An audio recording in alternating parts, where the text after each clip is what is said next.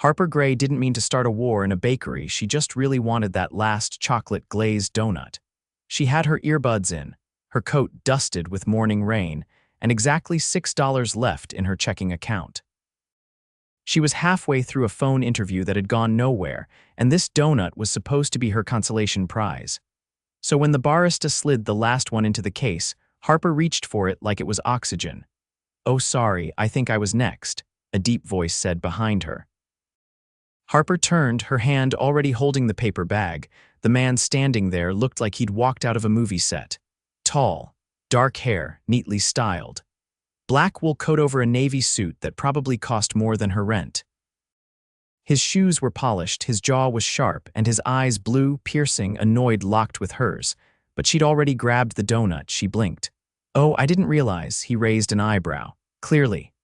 Harper held the bag a little tighter. "Well, I guess there's always tomorrow."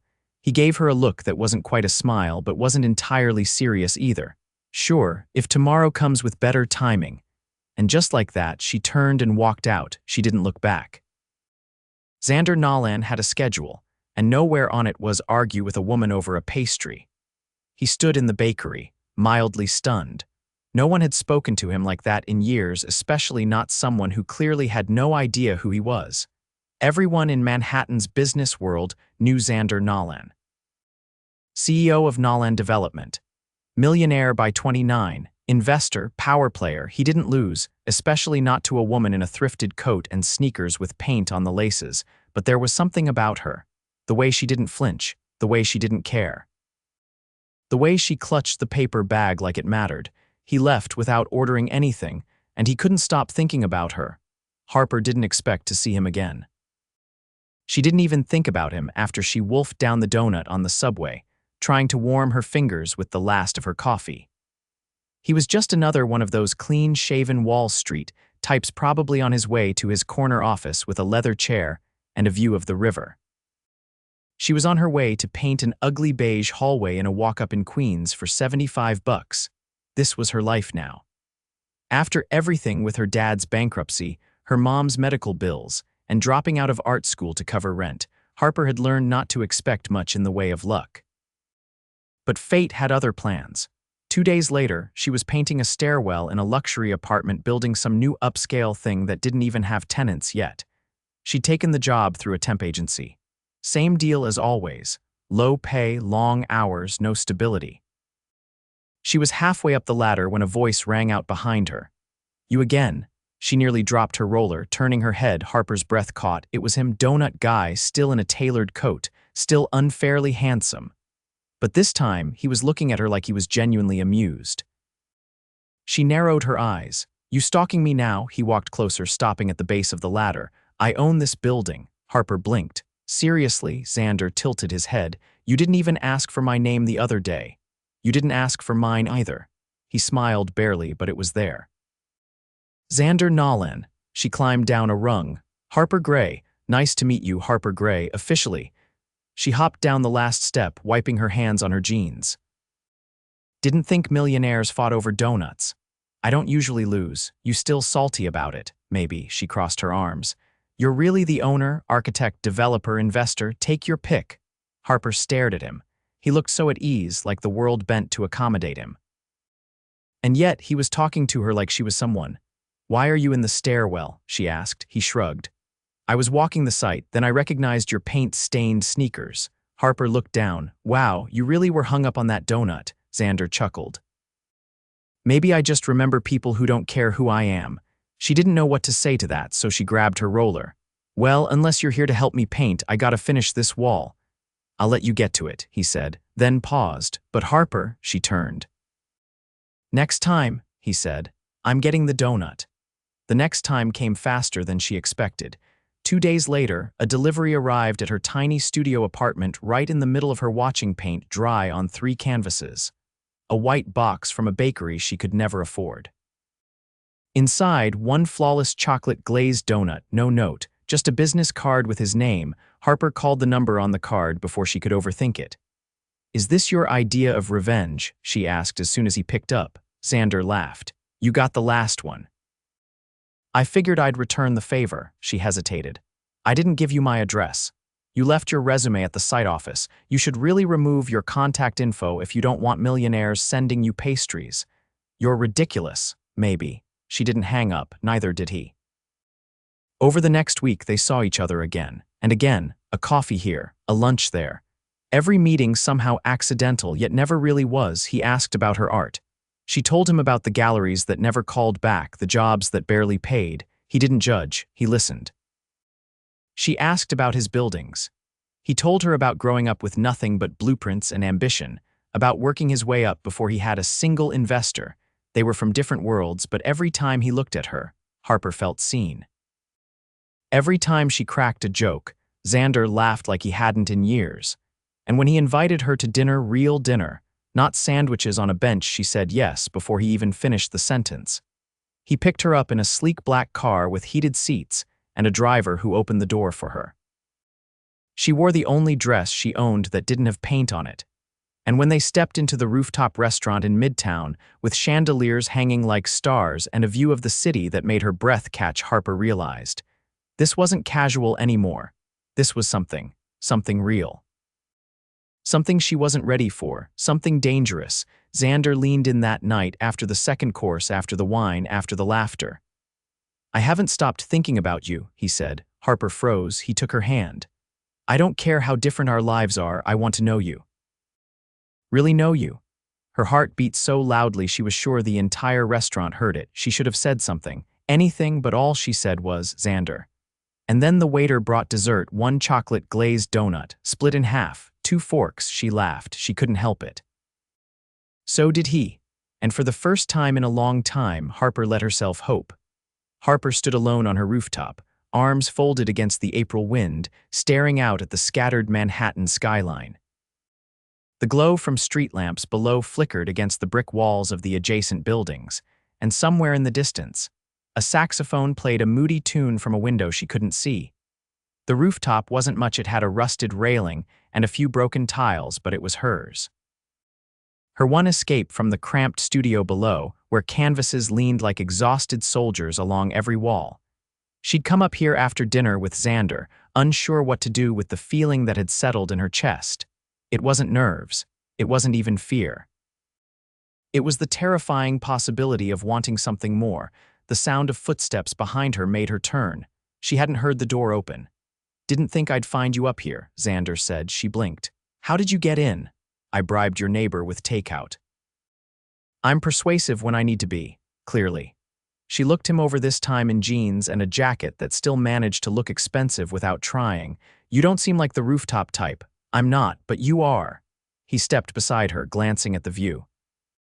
"You can see the Empire State from here, sort of." Harper didn't answer right away. "Why are you here, Xander?" He took a breath.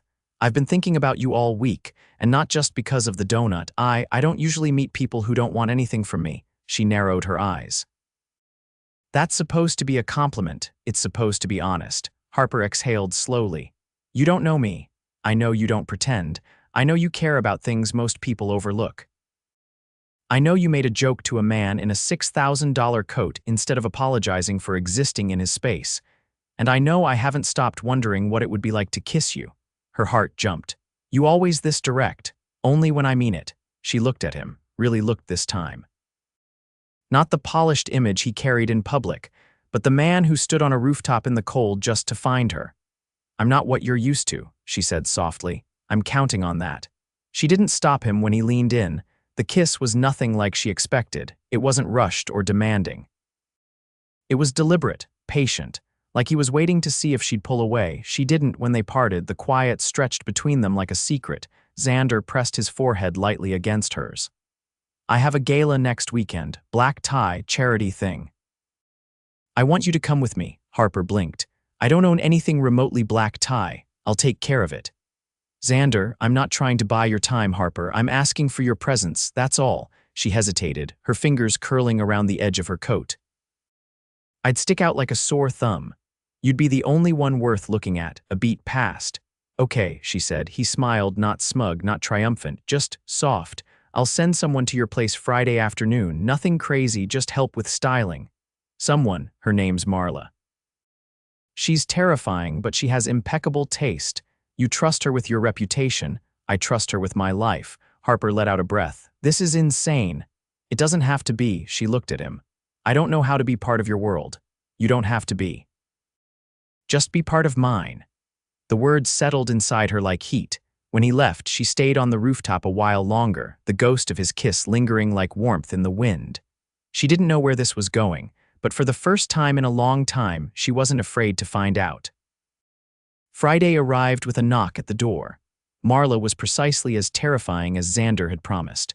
Sharp bob, sharper eyes, and a voice that could command an army. Within minutes, she had Harper standing in the center of the room in a robe, surrounded by garment bags and boxes. Your proportions are exquisite, Marla said, circling her like a hawk. Don't slouch, shoulders back, chin up. Harper obeyed, mostly out of fear. When she finally stepped into the dress sleek, midnight blue, with delicate silver threading across the bodice, she stared at herself in the mirror, stunned. I look like someone else, she said. Marla frowned. No. You look like someone who finally sees what the rest of us already did. The car arrived at 7. Xander was waiting inside, dressed in a tuxedo that made Harper's stomach flip. He looked at her like he'd been holding his breath all day and could finally exhale. You're radiant, he said. She glanced down at the dress. Marla's a magician. No, he said. That's all you. The gala was held in a ballroom that looked like it belonged in a palace. Crystal chandeliers, sweeping staircases, and music that echoed like something out of a dream. Harper felt out of place the second she stepped inside, but Xander kept his hand at the small of her back. Guiding, grounding, he introduced her to people with confidence. CEOs, artists, politicians. She nodded, smiled, tried not to flinch when someone mentioned her last name, and asked if she was related to the Greys who used to own that hotel chain. Xander answered for her. Harper's a brilliant painter. Her work's unlike anything I've seen. She looked up at him, startled. He meant it. She could see it in his eyes. Later, after dinner, they danced. He held her like the world had narrowed down to just them, and she let herself be held. Let herself lean in. Let herself want. You're full of surprises, he whispered against her temple. She closed her eyes. So are you. They didn't kiss again that night, not in front of all those people. But when he walked her to her door, his fingers brushed hers, slow and deliberate. I'll call you tomorrow, he said. Harper nodded, heart pounding. When the door closed behind her, she leaned against it, shoes in one hand, dress still glowing in the hallway light. She wasn't part of his world. But maybe, just maybe, she didn't have to be. Because Xander Nolan wasn't just some millionaire in a suit. He was becoming something else. Something dangerous. Something she didn't want to live without. When Harper stepped into the gallery that Saturday afternoon, the last thing she expected was to see her painting the abstract skyline she'd finished 2 years ago and sold anonymously for rent money hanging on the far wall under a spotlight.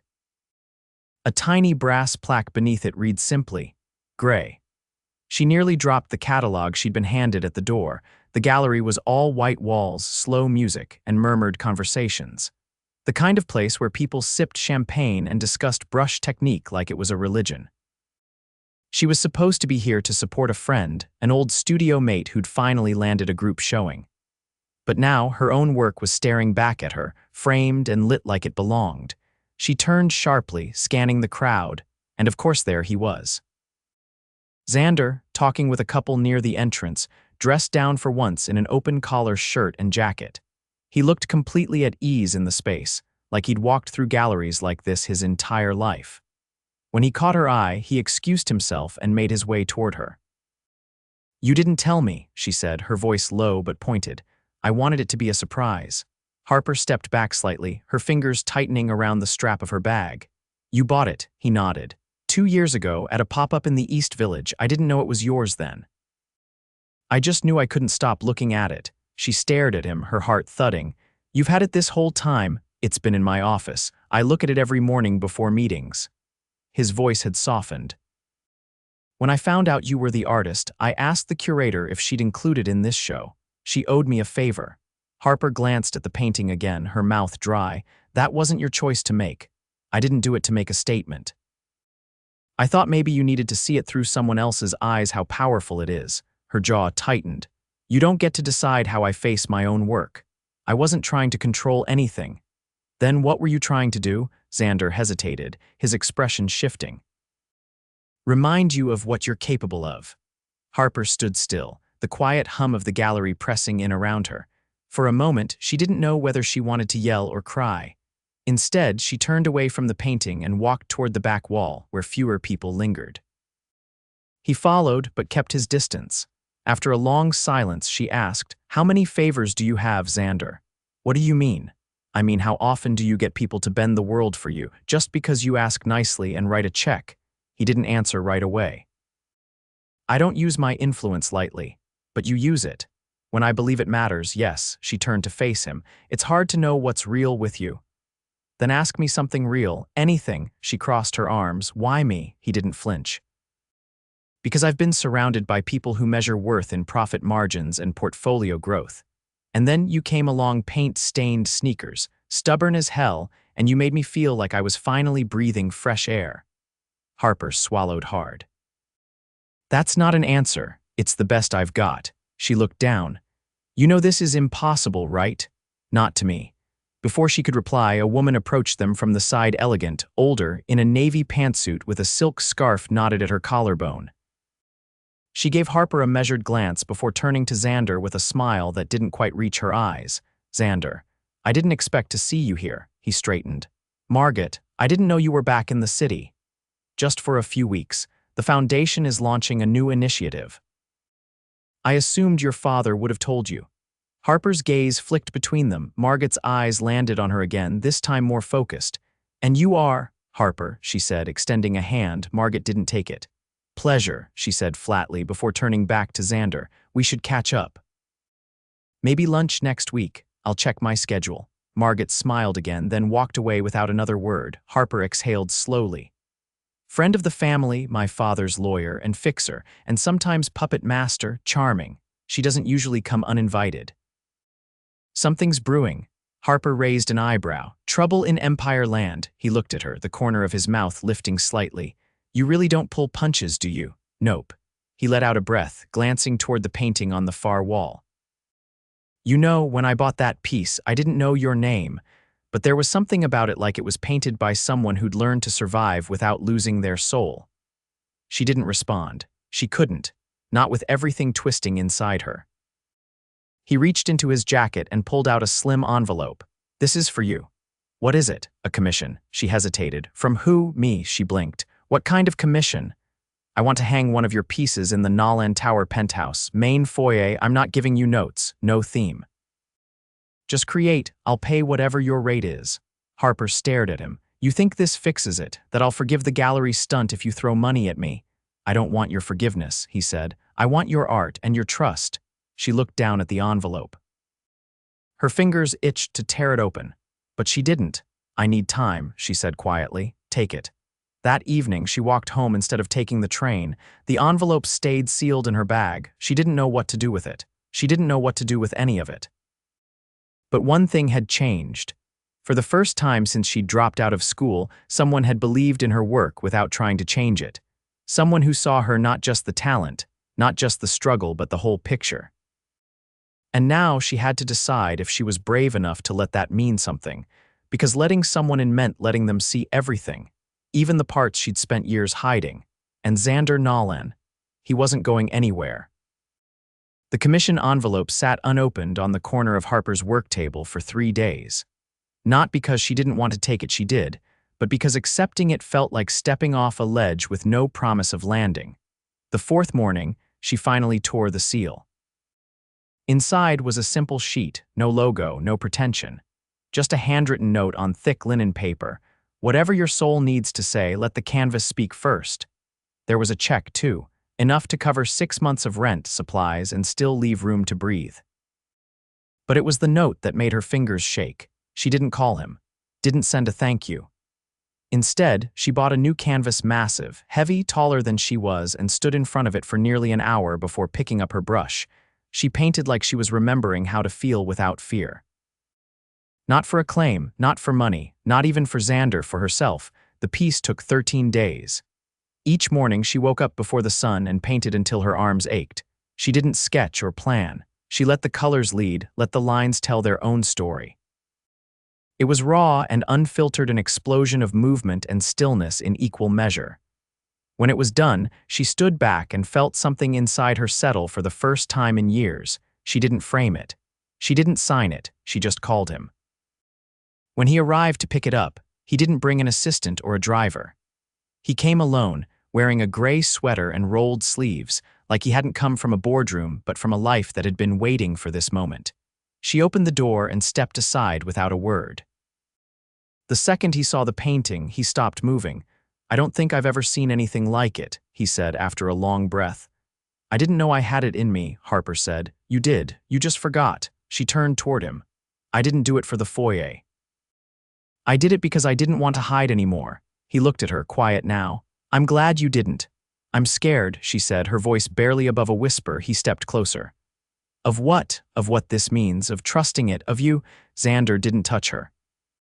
He just met her gaze, steady and unflinching. "I know how easy it is to lose yourself in someone else's world," he said, "but mine doesn't work without you in it." Harper's throat tightened. "You're used to getting what you want. Not this, not you. You're not something I get. You're someone I want to build with." She tilted her head. "You're serious. I've never been more." He reached into his coat pocket and pulled out a small, flat box. She stared at it. "What is that?" "Something I've been carrying for a while, waiting for the right moment." He opened it. Inside was a ring, delicate, antique, gold with a single oval sapphire. It wasn't flashy, it wasn't loud, it was beautiful. Harper didn't move. "I don't want perfect or easy. I want real, Harper. I want the messy mornings and paint on the floor and fights about takeout and arguments over donuts. I want your world tangled with mine, permanently." She blinked fast. "You're proposing," I'm asking. "Now, I'm not promising this fixes everything. But I'm hoping it starts something that matters." She reached out slowly and closed the box. "I'm not ready," she said softly. "Not yet," he nodded. "That's okay. But I'm not walking away." Xander exhaled, then smiled, not with confidence, not with charm, but with relief. "Then that's everything I need." Later that night, they sat on her floor barefoot, eating noodles straight from the container. He picked up the painting carefully, examining the lower right corner. "There's no signature. I didn't want to mark it until I knew where it was going." "Do you know now?" She nodded. "It goes with you." The next week, he hung it in the Nolan Tower penthouse himself. No press release, no announcement, just a quiet installation of something sacred. But that wasn't the end. 3 months later, Harper's first solo show opened at a converted studio loft downtown. The gallery owner didn't know her last name when he agreed to host it. He only knew the work. Because Xander had submitted the portfolio under a different name, Grey Harper. He stood off to the side that night, no tuxedo, no spotlight, just watching her talk to strangers who were finally seeing her the way she deserved to be seen. When the last guest trickled out and the lights dimmed, she walked over and laced her fingers with his. "You still carry that ring around?" she asked. "Every day." She leaned in and kissed him, slow, certain. "Don't lose it." "I won't." When he pulled the box from his coat again, this time she didn't close it. She said yes, and in the months that followed, life didn't become easier, but it became theirs. They fought sometimes about scheduling, about priorities, about him forgetting to eat when he locked himself in meetings and her disappearing into her studio for 3 days straight. But every fight ended with laughter or hands held under the table, or a silent apology written in coffee and kisses. They traveled, they built, they loved harder than either of them thought they knew how. And on their wedding day, in a sun-drenched garden just outside the city, Harper walked down the aisle in a dress with tiny stitched stars along the hem, her own design, her own hands, and stopped halfway to laugh when she saw what was waiting at the altar, a donut, chocolate glazed. Balanced on a tiny silver platter beside the rings, Xander grinned, eyes locked on hers. "I told you," he whispered when she reached him.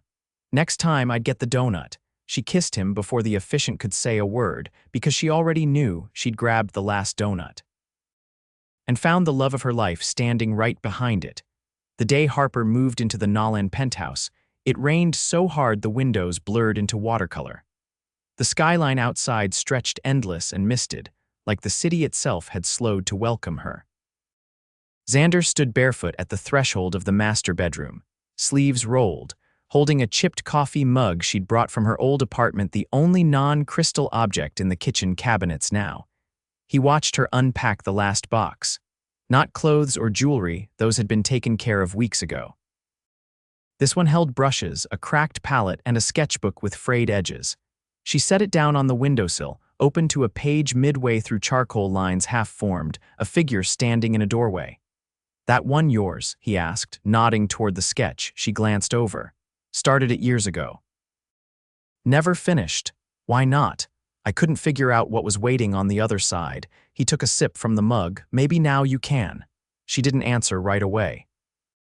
Instead, she crossed the room and traced her fingers over the canvas he'd hung opposite their bed, the one she'd painted for the foyer, but he'd insisted belonged where they'd see it every morning. "You know I never planned on any of this," she said quietly. "You mean the penthouse, the view, or me?" "All of it." Xander set the mug down and walked over, placing a hand at the small of her back. "Neither did I. They didn't need to say I love you." It was in the hand that found hers, in the way he always remembered how she liked her tea, in the way she always left his office door cracked when she passed it, as if to remind him she was close. 2 weeks later, a call came from the New York Museum of Modern Art. They wanted to acquire 2 of her pieces from the downtown show. Not feature them, acquire them. Permanently. Harper sat on the edge of the kitchen island, barefoot in one of Xander's shirts, staring at the email while a pot of water boiled behind her. "They want to put them next to Basquiat," she whispered. Xander leaned in behind her and kissed the corner of her jaw. "They should have asked sooner." "I don't know how to process this. I didn't think I'd ever." She stopped.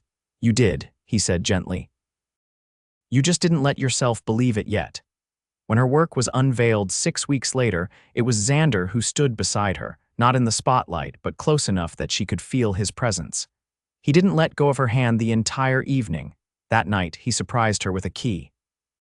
"To what?" she asked, turning the small gold piece in her palm. "It's not to a building." She looked up. "It's for a studio space. Yours, not in a tower, a real studio.